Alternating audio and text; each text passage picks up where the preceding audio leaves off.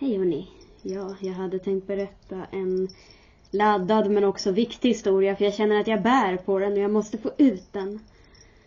Ja, och den är inget för känsliga tittare. Men jag tänker att jag ändå ska gå ut med det. Ja, det hela började... det var nämligen så här. Jag provade en app där jag fick ett läkemedel. Jag tänker inte tala om vilket läkemedel eller varför jag fick prova det.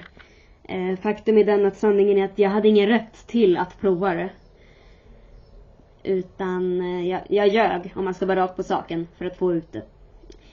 Och det var jättedumt gjort, men jag har fått min bestraffning, så ni behöver nog inte tänka så mycket mer.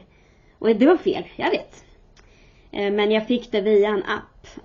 Och det var så fruktansvärt dåliga instruktioner. Så jag blev akutsjuk. Alltså riktigt akutsjuk.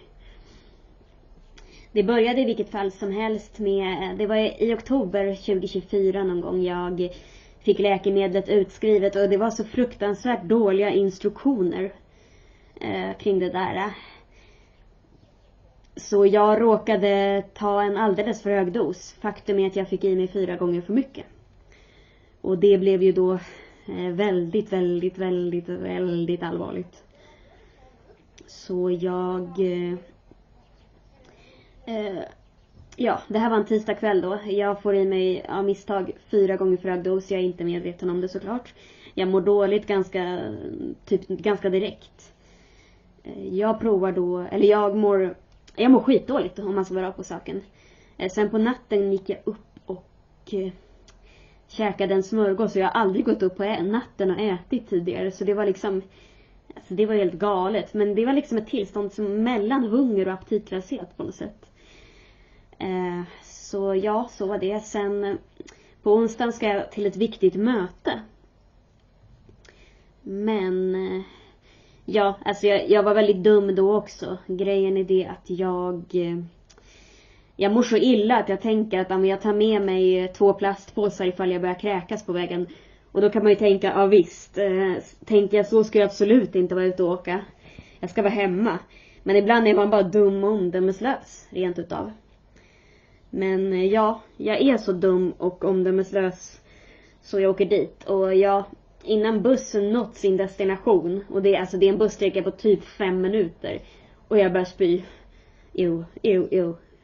Gud. Har ni provat att spy bland folk? Det är så vidrigt. Så det händer. Och sen tar jag tunnelbanan till en station där jag tar tvärbanan. Och samma sak, eller vänta, för först var det så här, när jag har kommit till tunnelbanestationen där jag ska ta tvärbanan, då köper jag tuggummin i en liten kiosk, för jag tänker jag vill inte lukta kräk när jag kommer dit. Så då gör jag det. Jag tar tvärbanan. Det är en ganska lång sträcka. Och om jag ska vara rakt på saken, jag började spy igen. Rejält. Alltså en tjej som var i närheten flyttade sig diskret, och det kan jag ju inte klandra henne för. Det hade jag också gjort. Det är liksom så himla vidrigt att kräkas bland folk. Och jag kände mig så äcklig, och jag kräktes rejält. Men jag anade att det här måste vara en biverkning av läkemedlet. Men det jag inte förstod då, att så här starka kräkningar ska det inte vara. Så jag går på det mötet. Och jag får frågan på mötet om jag vill ha kaffe. Jag säger nej tack, trots att jag älskar kaffe. Men jag vet att det kommer bara komma en aggressiv retur om jag dricker kaffe. Så jag tackar ändå. Jag går på mötet. Jag är lite oförskämd var jag faktiskt. Ni vet, på många kontor har ju så att det finns en plastpåse. En rullare med plastpåsar i papperskorgen. Och jag snodde 2 påsar därifrån då. Säg vad ni vill, men jag var så fruktansvärt rädd att jag skulle kräkas på bussen.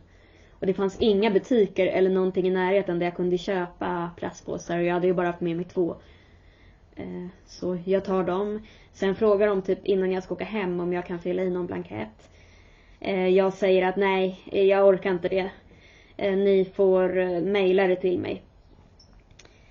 Och det gjorde de. Så den saken löste sig. Och sen åkte jag hem. Sen på kvällen mår jag verkligen inte bra. Alltså jag bara kräks och kräks och kräks och kräks typ. Så jag kontaktar appen och då frågar de hur mycket jag har fått i mig och då säger jag som det är. Alltså då sa de att det var ju en väldigt hög överdos och de blir ju så generade så de drar ju sig undan. Fegisar. Och ja. Jag är jättedålig på onsdagskvällen så på torsdagen då är jag fruktansvärt sjuk. Alltså jag sitter ju med mitt examensarbete under samma tid men blir tvungen att pausa för jag mår så himla dåligt. Jag kan inte äta alls, nästan inte få i mig någon vätska. Så under hela onsdagen, alltså jag är energilös och i grunden bara hemma och kräks hela dagen. Och jag har nästan ingen energi alls. Det var speciellt på kvällen så bestämde jag mig, men gud jag måste komma ut om i så fall bara pytte lite. Så jag bestämmer mig för att gå till grovsuprummet och kasta en kartong och det ligger typ 2 minuter från min lägenhet. Och bara det var lite för mycket för min kropp. Så på vägen dit, jag kräktes upp typ all vätska jag hade druckit. Och det regnade så det var inte så många ute och så kastade jag kartongen. Sen satte jag mig en trappa trots att det regnade och det var jättevått. Men jag kände att jag måste vila lite för annars kommer inte jag orka gå tillbaka. Alltså jag har nästan ingen energi alls och det blir liksom värre och värre och värre. Så jag går tillbaka kanske efter 5 minuter eller något sånt där. Sen går jag och lägger mig. Och egentligen borde jag besökt närakuten redan den kvällen. Det borde jag faktiskt ha gjort för man ska inte kräkas så mycket vätskor. Men jag hoppas ju innerligt som många gör i sådana situationer att det här kommer gå över. Det blir nog bättre snart. Jag förstår inte att det kommer inte alls att gå över. Så sen går jag minns fortfarande hur jag badar och blodtrycket sjunker och jag bara kräks och kräks och kräks. Gud, usch. Därför drog jag mig för att berätta den här historien. Den är ganska äcklig på det sättet. Äcklig på så många sätt. Och sen under nattens gång. Alltså det här måste ha varit ett av mina livs värsta nätter. För jag har både jätteont i magen och jag är jättetörstig. Och jag kan inte få i mig någonting för jag vet att det kommer bara komma i retur. Så det blir en väldigt, väldigt svår natt om man ska vara rakt på saken. Jag får inte säga svordomar på YouTube men om jag fick det skulle jag använda många. För det var en jättevidrig natt. Jag har hur ont i magen som helst. Jag kan inte äta. Jag kan inte dricka. Jag är hur törstig som helst men kan inte få i mig någon droppe vätska. För jag vet att det kommer bara komma en aggressiv retur. Så jag försöker bada bort smärtan. Jag går upp på natten förmodligen mer än en gång och försöker bada bort smärtan utan resultat. Det enda sättet, alltså jag kunde inte ens få i mig en sömntablett. Det var liksom den nivån. Det enda sättet för mig, det är att bli av med den där smärtan i magen och illamåendet. Ni vet hur det är, man mår illa och kräks och kräks och kräks. Så det enda sättet att bli av med illamåendet, det är att kräkas lite mer. Och så är man av med det för en stund. Så kommer det tillbaka sen och så, då har man inget att kräkas upp. Ja men fy gud. Men jag bestämmer då mig för att... Eller nej gud förlåt när jag vill. Jag ryser än när jag hör historien. Men då... Ja, det blir en jobbig natt. Jag kanske lyckas sova 4 timmar efter att jag efter ett antal intensiva kräkningar är jätteuttorkad och jättetrött. Så då lyckas jag sova i typ 4 timmar. Jag tror jag skrev med min mor under den natten. Sen kom jag ihåg på morgonen. Då berättade jag vad som har hänt under natten. Och då säger hon att det är nog dags för mig att åka till akuten. Jag är jättedålig. Jag har nästan ingen energi alls. Men då sa jag att 1177, de kommer nog vilja att jag pratat med 1177 först. Det hade jag nog inte behövt göra i det här läget. Men så smart var man inte där och då. Så jag ringde faktiskt 1177 mer av formalitetsmässiga skäl. Och han på 1177, han sa... efter att jag sa att jag har kräkts absolut hela natten och inte fått i mig någon vätska, då säger han att jag vill att du åker till akuten. Han säger inte jag rekommenderar eller du bör. Han säger faktiskt jag vill att du åker in direkt efter vårt samtal. Och jag blir inte chockad för jag är jättesjuk. Så jag går bara upp och kanske borstar håret och klär på min närmaste kläder jag kommer på. Alltså jag hade ju så ont så jag tänkte kjolar och byxor går inte för det trycker ju på magen, så jag tog en klänning. En sommarklänning faktiskt som jag hade med svarta strumpbyxor. Ni kommer få se lite bilder sen. Ja, det är det jag gör då. Och jag är så sjuk. Och jag beställer taxi som min mor betalar för att åka till närmsta akut. Och det gör jag. Jag åker till närmsta akut i Stockholm och till närakuten. Och taxichauffören är så snäll så han kör mig ända fram. Jag är så pass sjuk när jag är där, så jag förstår direkt att jag behöver ingen nummerlapp. Jag behöver inte vänta på min tur. Nu är det liv som gäller. Så jag går direkt in, men jag tar en nummerlapp ändå mer formalitetsmässigt. Jag går igenom väntrummet, går rakt till receptionen, men det sitter ingen där. Slarvigt och ansvarslöst, jag vet. Mycket slarvigt och ansvarslöst. Så jag bestämmer mig för att, eller nej, rättare sagt, jag tänker typiskt, och så går jag ut till väntrummet igen och lägger mig på golvet. Jag har ingen energi till att sitta ner ens en gång. Alltså jag har nästan ingen energi alls. Föreställer dig själva att inte kunnat äta på 3 dagar och nästan inte fått i sig någon vätska. Så jag ligger på golvet rakt av. Jag minns att en kille på akuten frågar hur det är och jag säger att jag är rejält uttorkad. Och jag har inte ens förmågan att skriva in mig själv via en QR-kod. Och jag som liksom har väldigt teknisk bakgrund, jag orkar inte ens göra det. Alltså jag har ingen energi, nästan ingen energi alls. Så jag ligger på golvet. Sen 5-10 minuter senare, då såg jag en dam stå vid receptionen och då fattade jag ju att men nu är någon där. Så då samlar jag med energi och går in och ställer mig bakom henne, och jag måste hålla i mig när jag står upp. Alltså det är inte klokt. Och då står en sköterska bakom receptionisten, och när hon ser mig, då går hon fram till mig direkt. Och då samlas flera sköterskor runt mig och jag får förklara saker. Ge dem ID, förklara vem jag är och sådär.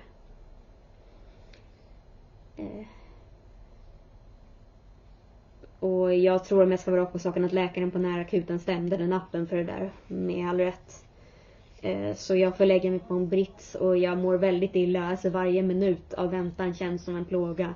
Jag mår jätteilla, har väldigt ont och vill bara liksom slå ut medvetandet. När jag ligger där på en brist så får ta en massa prover. Alltså det är samling runt mig. De tänker väl någonting att lilla Felin behöver mycket vård. Om jag skulle säga så här, när man blir akut sjuk så blir man hela akutens patient på något sätt. All personal på akuten känner till den för att man är så allvarligt sjuk att de måste hålla ögonen på en. Så ja. Och det kändes så ofattbart att men det här handlar om mig. Liksom, det här handlar inte om någon annan, det är mig det handlar om. Att jag är den där akuta patienten. Det är jag som får gå före i kön, det är mig de samlar sig runt. Så jag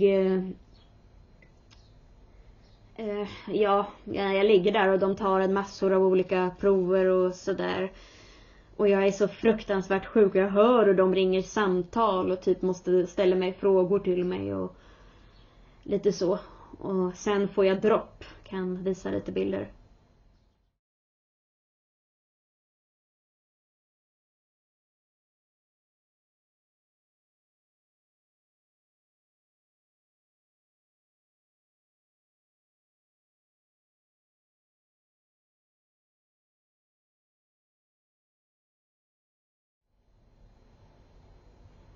Ja, jag har aldrig fått dropp tidigare. Men alltså det var en så otrolig lättnad. Då får jag liksom dropp ringer in i blodet. För jag har ju nästan ingen vätska i blodet. Eller jag har ju sån akut vätskebrist. Så jag får dropp. Och ligger där då länge och tittar på det där drippdropp. Men det är helt otroligt. Jag tänker att om jag slappnar av kommer jag nog inte att kräkas mer. Så det... Titta, ni vet på droppen, bara drippdropp. Och så, ja, det är väl typ det som händer. Och jag är väl Jag tror jag var där 3 timmar eller något sånt. Så ja. Det är det som sker. Och ja, det är vårdpersonal som går omkring mig hela tiden. Till och med de som inte har ansvar för mig går fram och kollar att droppen fungerar och sådär. Och berättar hur jag ska hålla min arm och lite så. Så ja, det är det som sker då. Så jag är där i 3 timmar, får lämna lite prover men fortsätter att titta liksom dripp, dropp. Och jag mår så himla mycket bättre till slut. Det var en väldigt skön känsla när jag till slut kan be en sköterska om ett glas vatten. För nu vet jag att nu klarar min kropp det. Ja, sen ringde jag faktiskt min mor och frågade om hon ville komma och möta upp mig. För jag känner att jag tror jag behöver sällskap hem. Och det gör hon. Alltså man kan tänka det, visst jag var 30 men å andra sidan jag var liksom så sjuk och orkelös att jag hade ingen energi överhuvudtaget. Och jag var förmodligen den sjukaste på närakuten den dagen. Så då gör jag det. Och vi går och handlar och lite sådär på vägen. Och jag får råd om hur jag ska sköta mig, eller vad man ska säga, tills läkemedlet är ur kroppen. Men det var otroligt hur mycket bättre jag mådde efter dropp. Alltså det var helt otroligt. Så ja. Vi köper lite glass och lite annan mat som vi tror ska kunna passa mig. Och jag måste äta mat i små mängder för att kunna bli bra igen. Men jag måste medge att jag var helt slut. Om man säger så. Ja, så går det några dagar och jag blir ju bättre och bättre. Men jag minns att på söndagen då måste jag ladda batterier för att klara av att gå till tvättstugan.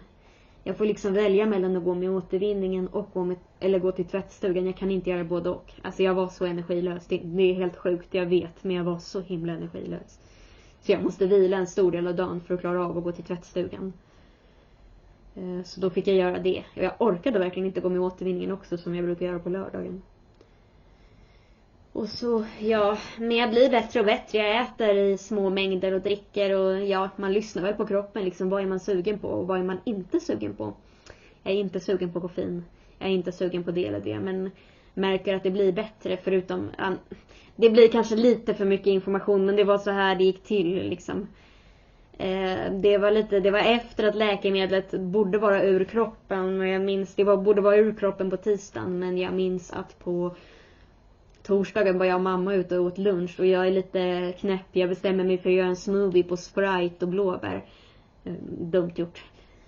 Och jag mår väldigt illa när jag är på väg till restaurangen. Alltså riktigt, riktigt illa. Så när vi står i kön för att beställa, då säger jag att jag måste gå på toa. Och ni kan ju räkna ut vad som hände där. Alltså det bara trycktes ur mig.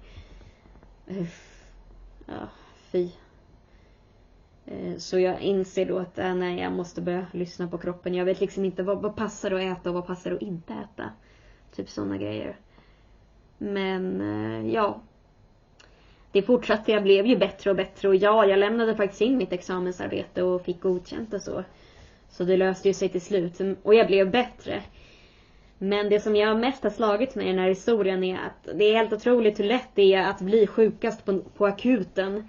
Det kan man bli även om man inte är kroniskt sjuk. Och även om man inte har en allvarlig sjukdom. Det krävs liksom inget sådant för att man ska bli den där riktigt, riktigt sjuka på akuten. Och jag menar, jag är den typen som knappt hängde på vårdcentralen i barndomen 0-18 år. Jag trodde inte det skulle kunna hända liksom. Och så var det så här värsta intoxikationen. Eller rakt på saken, läkemedelsförgiftningen. Så ja, det var den historien. Jag bestämde mig för att dela den, men ja, den är lite äcklig på olika sätt. Men viktig. Så ja, ljug inte om det ena och det andra för att få läkemedel är mitt råd. Men ja, det var den här historien. Nu har jag berättat den. Ni får ha det så bra, hörni. Hej.